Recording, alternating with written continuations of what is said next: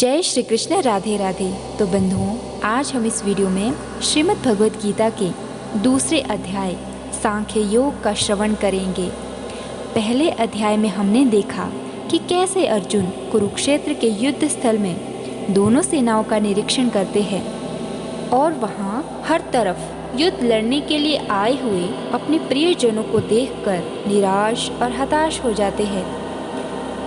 अपना धनुष छोड़ करके रथ में पीछे जा करके बैठ जाते हैं और अपने प्रियजनों के प्रति मोह में पड़कर भावुक होते हुए भगवान श्री कृष्ण से युद्ध न करने की बात कहते हैं। तो पहले अध्याय में आपने अर्जुन का विषाद, उसका दुख, दुविधा जानी। अब श्री कृष्ण उसका उत्तर देंगे और इस अध्याय का नाम है सांख्य योग। इसमें अर्जुन की कायरता, उसके भ्रम को लेकर विश्लेषण है। यहाँ से शुरुआत होती है उस ज्ञान की जिसके लिए भगवद गीता दुनिया का सबसे महत्वपूर्ण ग्रंथ और ज्ञान का भंडार माना जाता है। बंधुओं, इससे पहले कि आप भी श्रीमद् भगवद गीता के दूसरे अध्याय की शिक्षाओं में खो जाएं, इस चैनल को सब्सक्राइब करके बेल आइकन को प्रेस कर दीजिए, क्योंकि हम आपके लिए ऐसे ही प्रेरणादायक और ज्ञानवर्धक वीडियोस इस चैनल पर लाते रहते हैं। बंधुओं, भगवद गीता के दूसरे अध्याय से हमें इमोशनल स्टेबिलिटी, आत्मा, मृत्यु, पुनर्जन्म और डिसीजन मेकिंग के बारे में सीखने को मिलता है। और गुस्से का सबसे बड़ा कारण और उसका निवारण क्या है, कैसे आप किसी भी परिस्थिति में खुश रह सकते हैं, यह भी आपको सीखने को मिलेगा।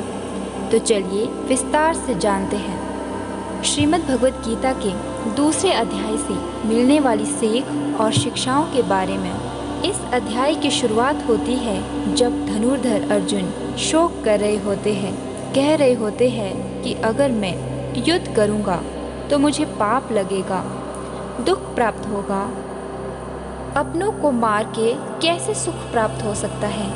वाकई में आप देखेंगे तो अर्जुन को कौरवों को मारने में कोई आपत्ति नहीं थी। उनको जो अपनी आंखों के सामने वह बुजुर्ग दिख रहे थे जिनमें पितामह भीष्म थे, वो बुजुर्ग जिनमें आचार्य द्रोण थे, आचार्य कृपाचार्य थे, उनको देखकर अर्जुन को लग रहा था कि बुजुर्गों को भला कैसे मारा जा सकता है, कैसे युद्ध में आगे जाया जा सकता है। चलिए शुरू करते हैं श्रीमद् भगवद गीता का दूसरा अध्याय सांख्य योग। संजय ने कहा, हे धृतराष्ट्र। तब श्री कृष्ण व्याकुल चित्त अर्जुन से बोले, हे अर्जुन, अनर्थ के सेवन करने योग्य अपयश कारक मोह इस समय तुम्हारे मन में कहाँ से आया? तुम कायर मत बनो, यह शोभा नहीं देता। तुम हृदय की दुर्लभता को त्याग कर युद्ध के निमित्त खड़े हो जाओ। अर्जुन ने कहा, हे मधुसूदन, मैं रण में पूज्य भीष्म और द्रोणाचार्य के ऊपर बाण प्रहार कर कैसे युद्ध करूं? गुरुजनों को मारकर उनके रक्त से सने भोगों को कैसे भोगूंगा? हम नहीं जानते कि संग्राम में हम दोनों में से कौन जीतेगा। यदि हम जान भी लें तो भी जिनको मार करके हम जीवित नहीं रहना चाहते, वही धृतराष्ट्र के पुत्र हमारे सामने प्रस्तुत है। मैं आपसे पूछता हूँ, जिससे निश्चय करके मेरा भला हो वह मुझे समझा कर कहिए, क्योंकि मैं आपका शिष्य हूँ। मुझे शिक्षा दीजिए। मुझे पृथ्वी का निष्कंटक राज्य मिल जाए और देवताओं का भी आधिपत्य मिल जाए, तो भी ऐसा कोई उपाय नहीं दिखता कि जो मेरी इंद्रियों के शोक को दूर करे। हे गोविंद, मैं युद्ध नहीं करूँगा। यह कहकर अर्जुन चुप हो गए। संजय बोला, हे राजन, दोनों सेनाओं के मध्य में खिन्न होकर बैठे अर्जुन से श्री कृष्ण ने ये वचन कहे, हे अर्जुन, जिसके लिए शोक नहीं करना चाहिए तो उसके लिए शोक करता है, और पंडितों जैसे वचन तो कहता है, परंतु पंडित लोग न मरों का शोक करते हैं न जीवितों का। यह बात असंभव है कि मैं पहले ना था, तुम ना थे और ये राजा भी ना थे और इसके बाद नहीं रहेंगे। जैसे इस देहधारियों की इस देह की लड़कपन, जवानी, बुढ़ापा ये अवस्थाएं होती है, तैसे ही मनुष्यों के बाद उसकी देह की होती है। इसलिए पंडित लोग मोक्ष को प्राप्त नहीं होते हैं। हे नरश्रेष्ठ, सुख दुख को समान मानने वाले जिस वीर पुरुष को ये ब्रह्म पदार्थ कलेश नहीं देते, वह मोक्ष पाने का अधिकारी है। असत वस्तु का तो अस्तित्व नहीं है और सम का अभाव नहीं है। इस प्रकार इन दोनों को ही तत्वज्ञानी पुरुषों ने देखा है। जिससे सारा संसार व्याप्त है उसको अविनाशी जानो, क्योंकि इस नाश रहित आत्मा का विनाश करने में कोई सामर्थ्य नहीं है। अतएव हे भारत, तुम युद्ध करो। जो पुरुष इस आत्मा को मारने वाला तथा जो मरने वाले मानते हैं, वे दोनों ही ज्ञानी नहीं है, क्योंकि यह आत्मा न मरती है न मारती है। आत्मा न कभी जन्मती है और न कभी मृत्यु को प्राप्त होती है। नष्ट होने पर भी वह नाश को प्राप्त नहीं होती। जो पुरुष इस आत्मा को नित्य अविनाशी, निर्विकारी और अजन्मा जानता है, वह किसको घात करावेगा और किसको मारेगा। जिस प्रकार मनुष्य पुराने वस्त्र को फेंककर नए वस्त्र ग्रहण करता है, उसी प्रकार आत्मा पुराने देह छोड़कर नई देह धारण करती है। आत्मा को शस्त्र से नहीं काट सकती, अग्नि नहीं जला सकती, जल भिगो नहीं सकती। यह अविनाशी, सर्वव्यापी, स्थिर, अचल और सनातन है। यह इंद्रियों से जानी नहीं जा सकती। यह कल्पना से भी परे है। इसीलिए ऐसा जानते हुए तुम्हें शोक करना उचित नहीं है। हे महाबाहो, यदि तुम इस आत्मा को नित्य जन्म लेने और नित्य मरने वाली मानते हो, तो भी तुमको शोक नहीं करना चाहिए, क्योंकि जो जन्मा है उसकी मृत्यु और जिसकी मृत्यु हुई है उसका जन्म निश्चय है। अतएव जो बात अनिवार्य है उसके लिए सोच करना व्यर्थ है। जन्म लेने से पहले क्या था किसी को मालूम नहीं, फिर मरने के पीछे क्या होगा कोई नहीं जानता। ऐसी दशा में किस बात का सोच करना तुमको उचित है। इस कारण सब प्राणियों के विषय में तुमको सोच करना उचित नहीं है। अपने धर्म को सोचकर भी तुमको घबराना उचित नहीं है, क्योंकि क्षत्रिय को धर्म पूर्वक युद्ध से और कुछ भला करने वाला नहीं है। हे पार्थ, बिना कुछ के स्वर्ग का द्वार रूप यह युद्ध तुमको स्वतः प्राप्त हुआ है। यदि तुम अपने धर्म के अनुसार इस संग्राम को ना करोगे तो अपने धर्म और बढ़ाई खो बैठोगे। सब लोग सदा तुम्हारी अपकीर्ति करेंगे तथा प्रतिष्ठा वाले पुरुषों के लिए अपयश का होना मृत्यु से भी बढ़कर है। ये महारथी समझेंगे कि अर्जुन डरकर संग्राम से हट गया और अब तक जो लोग तुम्हारा मान करते थे वे अपयश करने लगेंगे। शत्रु लोग तुम्हारे पराक्रम की निंदा करते हुए अनेक प्रकार के दुर्वचन कहें। इससे बढ़कर दुख तुमको और क्या होगा। यदि तुम युद्ध में नष्ट हो गए तो स्वर्ग का सुख भोगोगे और जीतने पर पृथ्वी तल पर राज्य करोगे। इसलिए युद्ध के निमित्त दृढ़ प्रतिज्ञ होकर खड़े हो जाओ। सुख दुख, लाभ हानि, जय पराजय इनको समान समझकर लड़ने के लिए तैयार हो। ऐसा करने से तुम पाप को प्राप्त नहीं होंगे। हे पार्थ, यह ज्ञानोपदेश ज्ञान योग के विषय में तुझसे कहा गया। अब निष्काम कर्म योग के विषय में सुन। जिस ज्ञान को पाकर कर्म बंधन से तेरी मुक्ति होगी। कर्म योग मार्ग एक बार प्रारंभ किए बिना कर्म का नाश नहीं होता और विघ्न पड़ने पर भी शुभ फल होता है, और इस कर्म का केवल प्रारंभ ही संसार के भय से छुड़ाकर पूर्ण ब्रह्म प्राप्त कराता है। निश्चय करने वाली बुद्धि इस निष्काम कर्म में एक ही है और कामना वाले पुरुषों की बुद्धि एकाग्र नहीं रहती। उनकी शाखा प्रशाखाएं होती है। ऐसी दशा में मनुष्य संदेह में रह जाता है। हे अर्जुन, अज्ञानी उस पुष्पिता वाणी को ही स्वर्ग सुख से बढ़कर कुछ नहीं समझते। स्वर्ग सुख को ही जो उत्तम पुरुषार्थ समझते हैं, उनका कामनाओं से चित्त व्याकुल होने के कारण निश्चयात्मक बुद्धि से मोक्ष साधन को नहीं उत्पन्न होता, कारण कि उनका चित्त भोगादि में सदैव निमग्न रहता है। जिन मनुष्यों का चित्त इस प्रकार मोह लिप्त है और जिनकी आसक्ति भोग विलास और ऐश्वर्य में है, ऐसे पुरुषों के अंतःकरण में निश्चयात्मक बुद्धि नहीं होती है। हे अर्जुन, वेद त्रिगुणात्मक सकाम है, तुम निष्काम हो जाओ। सुख दुख को समान जानकर नित्य योग क्षेम आदि स्वार्थों में ना पड़कर धीरजवान और आत्मनिष्ठ हो।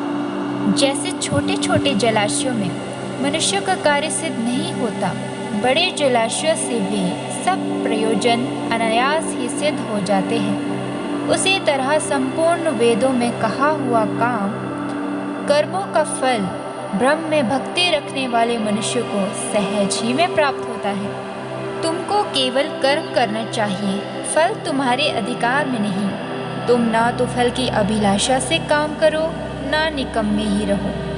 फल की आशा त्याग कर कार्यों की सफलता को समान मानकर तुम योगरत होकर कर्म करो, यही कर्म ज्ञान योग है। इस बुद्धि योग सहित कर्म से अन्य कर्म अत्यंत हीन है, इसीलिए तुम बुद्धि योग का आश्रय ग्रहण करो। फल की इच्छा रखने वाले निकृष्ट होते हैं। निष्काम कर्म करने वाले पुरुष ईश्वर कृपा से इसी संसार में सुकृत और दुष्कृत इन दोनों ही का त्याग कर देता है, इसीलिए तुम निष्काम कर्म में प्रवृत्त हो। कर्म फल को त्याग कर ही बुद्धि युक्त ज्ञानी पुरुष जन्म बंधन से हटकर मोक्ष को प्राप्त होते हैं। जब तुम्हारी बुद्धि मोहवन के बाहर निकल जाएगी, तब तुम्हारा मन आगे सुनने वाली तथा हुई बातों से विरक्त हो जाएगा। अनेक श्रुति स्मृतियों के वचनों के सुनने से तुम्हारी बुद्धि भ्रमित हो गई है। जिस समय वह निश्चल होकर आत्मा में स्थिर होगी, तभी तुमको तत्व ज्ञान प्राप्त होगा। अर्जुन ने पूछा, हे केशव, आत्मस्वरूप में निश्चल बुद्धि वाला किसको कहा है? श्री कृष्ण जी बोले, हे अर्जुन, जो महापुरुष मन की सब कामनाओं को त्याग देता है और अपने आप ही में प्रसन्न रहता है, उसको निश्चल बुद्धि कहते हैं। दुख में इसके मन को खेद नहीं होता और सुख में इसको आसक्ति नहीं होती, और प्रीति भय क्रोध जिसके जाते रहते हैं, वह महात्मा स्थिर बुद्धि वाला मनु कहलाता है। जो शुभ पदार्थ प्राप्त होने से हर्ष नहीं करता, अशुभ से अप्रसन्न नहीं होता, उसी को स्थिर बुद्धि जानना चाहिए। और कछुआ जैसे अपने अंगों को सिकोड़ लेता है, उसी तरह जो पुरुष अपनी इंद्रिय को विषयों से हटाता है, उसी की बुद्धि स्थिर जाननी चाहिए। निराहारी पुरुष के विषय घट जाते हैं, परंतु विषयों से उसकी चाह बनी रहती है। पर ब्रह्म का अनुभव होने पर चाहवे घट जाती है। हे अर्जुन, मोक्ष में प्रत्यक्ष करने वाले विद्वान व्यक्ति को भी प्रबल इंद्रिय बलात्कार से उसके मन को जीत लेता है। इसलिए सब इंद्रियों को विषयों से रोक मेरे विषय में तत्पर हो जावे। जिसने इंद्रियों को वश में कर लिया है, उसी की बुद्धि निश्चल है। जो पुरुष विषयों के ध्यान में रहता है, उसकी प्राप्ति हो जाती है। प्राप्ति होने से कामना होती है। इच्छा की पूर्ण न होने से क्रोध की उत्पत्ति होती है। क्रोध से अविवेक होता है। अविवेक से स्मरण शक्ति नष्ट हो जाती है। स्मरण शक्ति के नाश होने से बुद्धि क्षय होती है। जिसकी बुद्धि का नाश हुआ है, वह विनाश को प्राप्त होता है। जो पुरुष राग द्वेष से रहित हो अपने मन को वश में रखता है, वह शांति को प्राप्त होता है। शांति मिलने पर सब दुखों का नाश हो जाता है। प्रसन्न चित्त वालों की बुद्धि निश्चल होती है। जो पुरुष योग युक्त नहीं है उसकी निश्चल बुद्धि उत्पन्न नहीं होती। ईश्वर में भावना नहीं होती। भावना के ना होने से शांति प्राप्त नहीं होती। अशांत को सुख कहाँ से मिलेगा? जैसे वायु नाम को जल में खींच ले जाती है, उसी प्रकार इंद्रियां उस पुरुष की बुद्धि का नाश कर देती है जिसका मन विषय सिद्धि से इंद्रियों के पीछे लगा रहता है। इस कारण हे महाबाहो, जिसने इंद्रियों को विषयों से सर्वथा रोक रखा है उसकी बुद्धि स्थिर है। जो सब प्राणियों की रात है उसमें संयमी जागता रहता है और प्राणी मात्र जिस समय जागते हैं मुनि जनों की वह रात्रि है। जल से भरे समुद्र में और नदियों का जल भरने पर भी वह अपनी मर्यादा पर रहता है। उसी प्रकार जिस पुरुष में इच्छा के ना रहने पर भी सब विषय भोग प्रवेश करते हैं उसी को शांति मिलती है। विषयों की इच्छा करने वालों को शांति नहीं मिलती। जो सब कामनाओं को छोड़कर तथा इच्छा रहित विचरता है और ममता अहंकार जिसमें नहीं है वह शांति को प्राप्त होता है। हे पार्थ, ब्रह्म स्थिति यही है। ऐसी स्थिति मिल जाने पर प्राणी फिर मोह में नहीं फंसता और अंत समय में निर्वाण ब्रह्मा को प्राप्त होता है। तो बंधुओं, ये था श्रीमद् भगवद गीता का दूसरा अध्याय। दूसरे अध्याय का महात्म्य। श्री नारायण जी बोले, हे लक्ष्मी, दक्षिण देश में एक पूर्ण नाम का नगर था। वहाँ एक देव सुशर्मा धनवान रहता था। बहुत साधु सेवा करता था। जब संत सेवा करते बहुत दिन बीत गए, तब एक बाल नामक ब्रह्मचारी आया। उसकी सेवा बहुत कही और विनय करी, हे संत जी, मुझे कृपा कर श्री नारायण के पाने का ज्ञानोपदेश करो, जिससे मेरे जीवन का कल्याण और मुक्ति हो गई। तब ब्रह्मचारी ने कहा, मैं तुम्हें गीता जी के दूसरे अध्याय का पाठ सुनाता हूँ। उसके सुनने से तेरा कल्याण और मुक्ति हो गई। तो श्रवण कर। एक अयाली वन में बकरियां चराता था और वहाँ मैं भजन करता था। एक दिन रात को अयाली बकरियां लेकर घर को चला। मार्ग में एक सिंह बैठा था। एक बकरी सबसे आगे चली आती देखकर शेर भाग गया। तब अयाली यह आश्चर्य देखकर बड़ा चकित हुआ और मैं वहाँ आ खड़ा हुआ। उस चरवाहे ने मुझे कहा, मैंने यह आश्चर्य देखा कि बकरी को देखकर शेर डर से भाग गया। तुम त्रिकालज्ञ हो, वह वृतांत मुझे कह सुनाओ। संत ने कहा, हे अयाली, मैं तुझे एक पिछली वार्ता सुनाता हूँ। यह बकरी पिछले जन्म में डायन थी। जब इसका पति मर गया तब यह बड़ी डायन हो गई। जिस सुंदर लड़के को देखे खा लेवे। और यह शेर पिछले जन्म में फंदक था। वह पक्षी पकड़ने वन को गया और डायन भी वन को गई। वहाँ डायन ने उस फंदक को खा लिया। अब वही फंदक शेर हुआ और वह डायन बकरी हुई। शेर को पिछले जन्म की खबर है, इसीलिए बकरी को देखकर शेर ने जाना कि अब भी मुझे खाने आई है। तब अयाली ने कहा, मैं पिछले जन्म में कौन था? तब संत ने कहा, तू पिछले जन्म में चांडाल था। अयाली ने कहा, हे ब्रह्मचारी जी, कोई ऐसा उपाय है जिससे हम तीनों ही इस अधम देह से छूटे? तब संत जी ने कहा, हम तुम तीनों का उद्धार करते हैं। ये कह संत जी ने गीता जी के अक्षर सुनाए। तब उसी समय आकाश से विमान आए। उन सभी को विमानों पर चढ़कर वैकुंठ लोक को गए। सब अधम देह से छूटकर देव देह पाकर वैकुंठ को चले। तब श्री नारायण जी ने कहा, हे लक्ष्मी, जो मनुष्य श्री गीता जी के ज्ञान को पढ़े सुने वह अवश्य मुक्ति को प्राप्त होता है। तो दूसरे अध्याय का महात्मा यही समाप्त होता है। तो इसी के साथ बंधुओं, राधे राधे।